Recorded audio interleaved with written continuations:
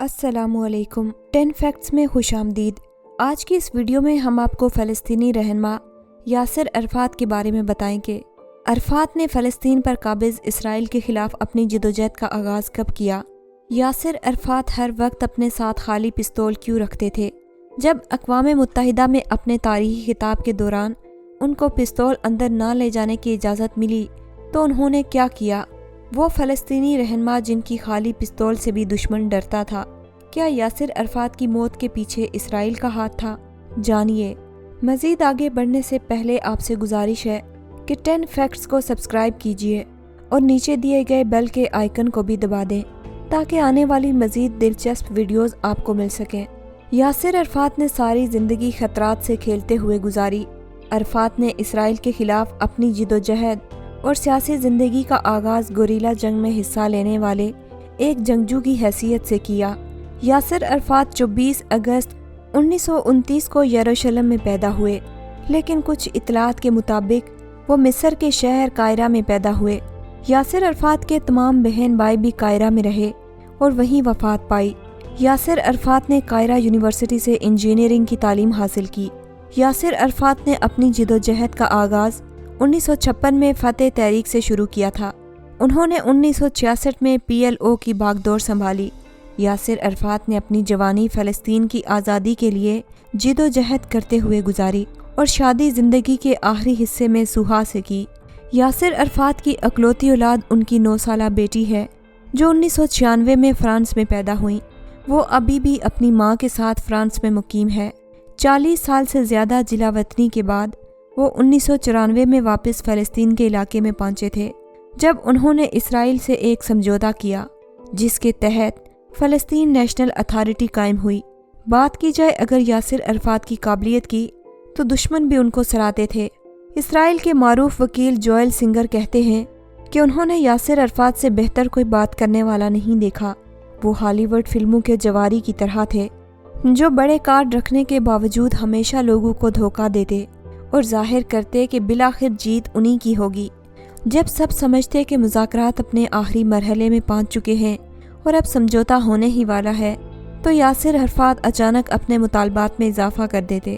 اگر دستخط کی تقریب کل ہے تو عرفات آج اپنے لیے زیادہ سے زیادہ رعایتیں حاصل کرنے کی کوشش کرتے۔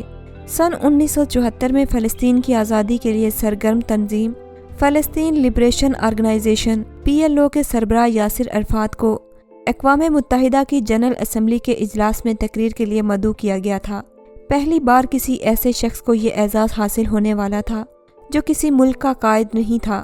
اس دن عرفات نے اپنی تقریر کا اختتام 2 یادگار جملوں سے کیا۔ انہوں نے کہا، میں یہاں زیتون کی شاخ، امن کا پیغام اور مجاہد آزادی کی بندوق لے کر آیا ہوں۔ میرے ہاتھ سے زیتون کی اس شاخ کو گرنے مت دیجیے۔ اگلے دن یہ تقریر دنیا کے بڑے اخبار کی سرخی بنی اور اس تقریر کے دوران 9 دن کے اندر اقوام متحدہ نے اپنی قرارداد نمبر 3237 منظور کر کے PLO کو اقوام متحدہ میں مبصر کا درجہ دے دیا۔ اپنی حفاظت کے لیے بہت محتاط عرفات چھوٹے قد کے شخص تھے، صرف 5 فٹ 4 انچ یا شاید اس سے بھی کم۔ ان کی شکل ایسی نظر آتی تھی گویا انہیں فوری طور پر نہانے کی ضرورت ہے۔ عرفات کی سوانح عمری لکھنے والے ایلن ہارٹ نے لکھا کہ عرفات ایک چھوٹے قد کا آدمی تھا جس کا قد تقریباً 5 فٹ 4 انچ یا شاید اس سے بھی کم تھا۔ وہ جہاں بھی ہوتے یا جو کچھ بھی کر رہے ہوتے وہ ایک جگہ چین سے نہیں بیٹھ سکتے تھے۔ ان کے چیف سیاسی مشیر ہانی الحسن کہا کرتے تھے کہ عرفات کسی ایسی جگہ بیٹھنے سے پہلے ہر اس زاویے کا مطالعہ کرتے کہ جہاں سے ان پر گولی چلائی جا سکتی تھی۔ ہم گفتگو میں محو ہوتے تھے کہ عرفات اچانک ہمیں روک کر اپنی جگہ تبدیل کر لیتے۔ ہم نے ان سے کبھی اس کی وجہ نہیں پوچھی۔ ان کا ایک جگہ سے دوسری جگہ جانا اتنا خفیہ رکھا جاتا تھا کہ ان کے قریبی لوگوں کو بھی معلوم نہیں تھا کہ وہ کہاں جا رہے ہیں۔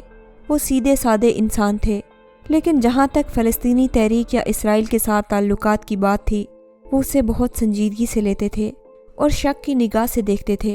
گرے خان کہتے ہیں کہ انہوں نے بہت دیر سے شادی کی۔ پہلے تو کہا کرتے تھے کہ ان کی شادی تو فلسطین سے ہے، بعد میں انہوں نے سوہا سے شادی کی۔ سوہا ایک مسیحی تھی جبکہ عرفات سنی مسلمان۔ کہتے ہیں کہ سوہا عرفات کو بہت چاہتی تھی۔ وہ غزہ میں بہت معمولی اور چھوٹے سے گھر میں رہتے تھے جس میں 2 منزلیں تھیں۔ عرفات پہلی منزل پر رہتے تھے اور گراؤنڈ فلور پر ان کی بیوی اپنی بچی کے ساتھ رہتی تھی۔ عرفات ہمیشہ فوجی لباس میں نظر آتے تھے۔ ان کے جوتے ہمیشہ برطانوی فوجی افسروں کی طرح چمکتے تھے۔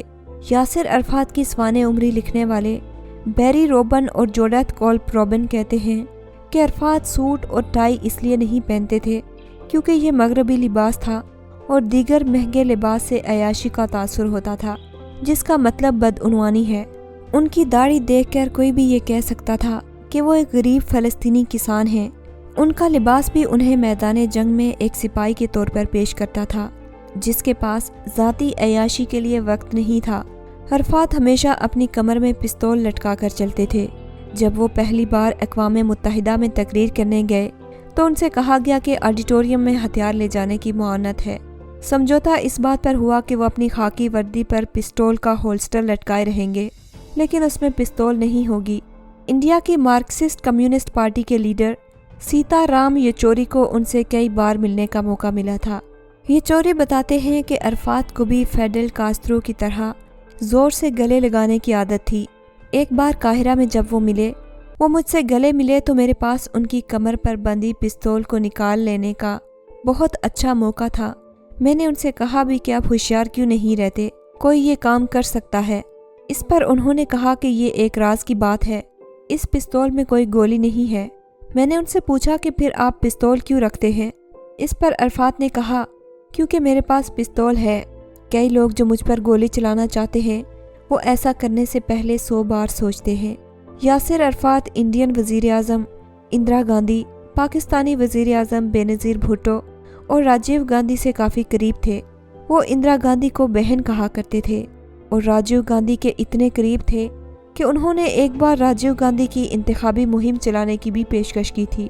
یاسر عرفات کا انتقال سن 2004 میں ہوا۔